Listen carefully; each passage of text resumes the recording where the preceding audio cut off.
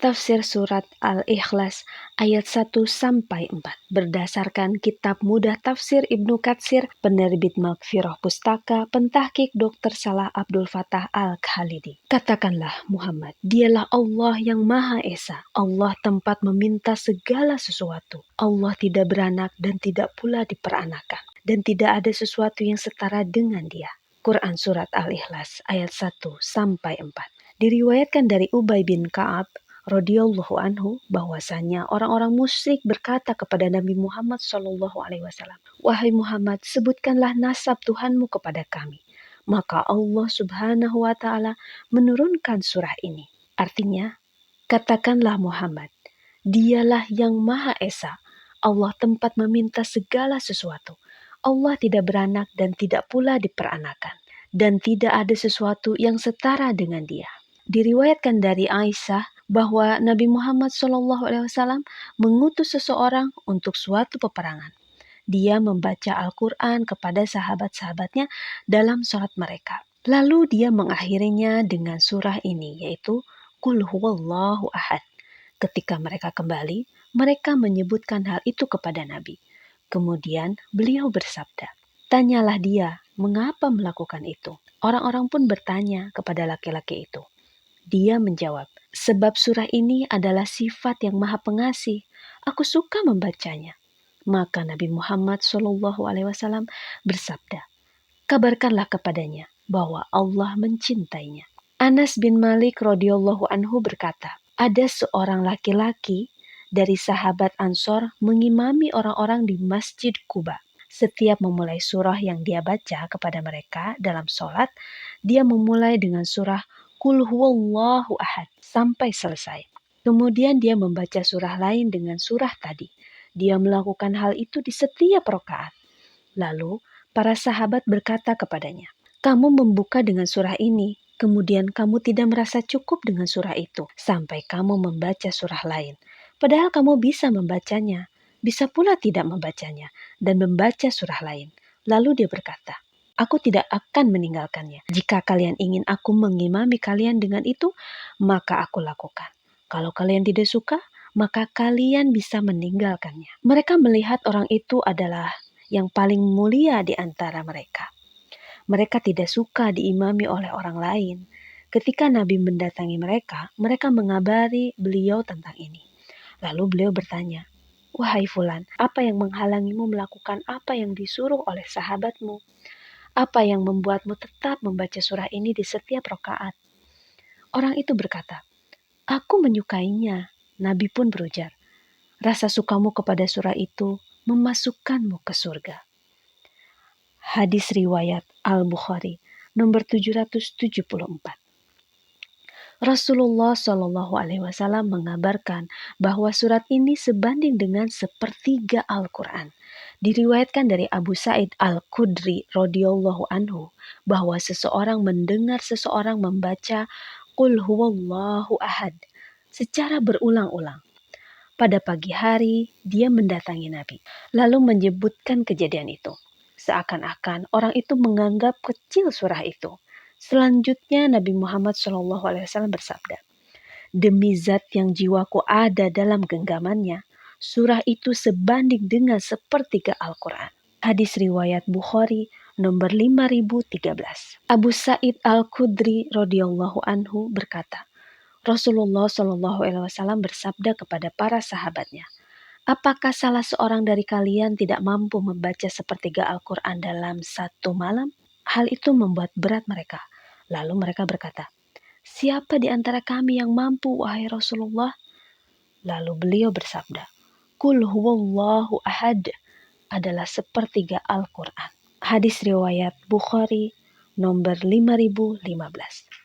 Abu Hurairah radhiyallahu anhu berkata, Rasulullah Shallallahu Alaihi Wasallam bersabda, "Berkumpullah, aku akan membacakan kalian sepertiga Al-Quran." Kemudian beliau keluar lalu membaca, Qul huwallahu ahad. Setelah itu, beliau masuk. Sebagian dari kami berkata kepada sebagian yang lain, Rasulullah bersabda, "Aku akan membacakan kalian sepertiga Al-Quran." Sungguh, aku melihat ini adalah berita yang datang dari langit. Kemudian beliau keluar dan bersabda, Aku berkata, aku akan membacakan kalian sepertiga Quran. Ingatlah surat itu sebanding dengan sepertiga Al-Quran. Hadis riwayat Muslim nomor 218. Diriwayatkan dari Ubay bin Ka'ab radhiyallahu anhu bahwa Rasulullah shallallahu alaihi wasallam bersabda, barang siapa yang membaca Qul huwallahu ahad, seakan-akan dia membaca sepertiga Al-Quran. Diriwayatkan dari Abu Darda radhiyallahu anhu bahwasanya Rasulullah shallallahu alaihi wasallam bersabda, apakah salah seorang dari kalian tidak mampu membaca sepertiga Al-Quran setiap hari? Mereka berkata, ya wahai Rasulullah, kami lebih lemah dari itu dan lebih tidak mampu. Beliau bersabda, Allah telah membagi Al-Quran menjadi 3 bagian dan surah Qul huwallahu ahad adalah sepertiga Al-Quran. Hadis riwayat Muslim nomor 811. Rasulullah selalu membaca surat Al-Ikhlas dan Al-Mu'awwidzatain, yaitu An-Nas dan Al-Falaq ketika berbaring di tempat tidur. Aisyah berkata, Rasulullah Shallallahu Alaihi Wasallam ketika hendak tidur setiap malam mengumpulkan kedua tangan beliau, kemudian meniup keduanya dan membaca Qul huwallahu ahad, Qul a'udzu birabbil falaq, dan Qul a'udzu birabbin nas. Kemudian beliau mengusapkan kedua tangan beliau ke tubuh beliau yang bisa diusap, mulai kepala dan wajah beliau, lalu tubuh bagian depan. Beliau melakukan hal itu 3 kali. Hadis riwayat Bukhari nomor 5017. Firman Allah Subhanahu wa taala pada ayat Qul huwallahu ahad, artinya katakanlah Muhammad, dialah Allah yang Maha Esa. Allah Maha Esa, Maha Tunggal, tidak ada yang sama dengannya. Tidak ada pembantu, sekutu, sebanding atau seimbang dengannya. Kata ahad tidak disebutkan dalam kalimat positif kecuali untuk Allah, sebab dia sempurna di semua sifat dan perbuatannya. Firman Allah Subhanahu wa taala dalam ayat Allahus Samad, Allah tempat meminta segala sesuatu. Ibnu Abbas berkata bahwa maksudnya Allah lah yang dituju oleh semua makhluk dalam semua kebutuhan dan permintaan mereka. Ibnu Abbas dalam riwayat lain mengatakan lebih terperinci. Allahus Somad, artinya dia adalah Tuhan yang sempurna dalam ketentuannya, yang maha mulia, yang sempurna dalam kemuliaannya, yang maha agung, yang sempurna dalam keagungannya, yang maha santun, yang sempurna dalam kesantunannya, yang maha mengetahui, yang sempurna dalam pengetahuannya, yang maha bijaksana, yang sempurna dalam kebijaksanaannya. Dialah yang sempurna dalam semua kehormatan dan kemuliaan. Ini adalah sifatnya yang tidak pantas kecuali untuknya. Tidak ada yang setara dengannya. Tidak ada satupun yang seperti dia. Maha suci Allah yang Maha Esa, lagi Maha memaksa. Ibnu Mas'ud berkata bahwa firman Allah Subhanahu wa taala As-Samad maksudnya adalah Tuhan yang ketuhanannya paripurna. Zaid bin Aslam berkata bahwa As-Samad maksudnya adalah Tuhan. Al-Hasan dan Qatadah berkata bahwa As-Samad adalah yang maha abadi setelah makhluknya binasa. Al-Hasan dalam riwayat lain berkata bahwa As-Samad adalah yang maha hidup, yang tidak akan pernah sirna. Ikrimah berkata bahwa As-Samad maksudnya yang tidak keluar darinya sesuatu pun dan tidak diberi makan. Ar-Rabi bin Anas berkata bahwa As-Samad adalah yang tidak beranak dan tidak diperanakan. Seakan-akan Ar-Rabi bin Anas menjadikan kalimat sudah As-Samad sebagai tafsirnya. Allah tempat meminta segala sesuatu. Allah tidak beranak dan tidak diperanakan. Itu adalah tafsir yang bagus. Ibnu Mas'ud, Ibnu Abbas, Sa'id bin Al-Musayyab, Mujahid, Ikrimah, Sa'id bin Jubair, Atha, Ad-Dahak, dan As-Sudi berkata bahwa As-Samad artinya yang tidak memiliki kekurangan. Setelah Abu Al-Qasim At-Tabari menyebutkan pendapat-pendapat ini mengenai tafsir As-Samad, dia berkata, semua pendapat ini benar, itu adalah sifat-sifat Tuhan kita. Allah adalah yang dituju dalam semua kebutuhan. Dialah yang ketentuannya paripurna. Dialah yang tidak memiliki kekurangan. Dia tidak makan dan tidak minum. Dialah yang abadi setelah makhluknya. Pilihan At-Tabari inilah yang benar. Lalu berikutnya firman Allah Subhanahu wa taala pada ayat lam yalid walam yulad walam yakul lahu kufuwan ahad. Artinya Allah tidak beranak dan tidak pula diperanakan. Dan tidak ada sesuatu yang setara dengan dia. Dia tidak mempunyai anak, bapa, istri, tidak ada yang serupa dan yang sepadan. Ini seperti firman-Nya dalam surat Al-An'am nomor 101. Artinya dia, yaitu Allah, pencipta langit dan bumi.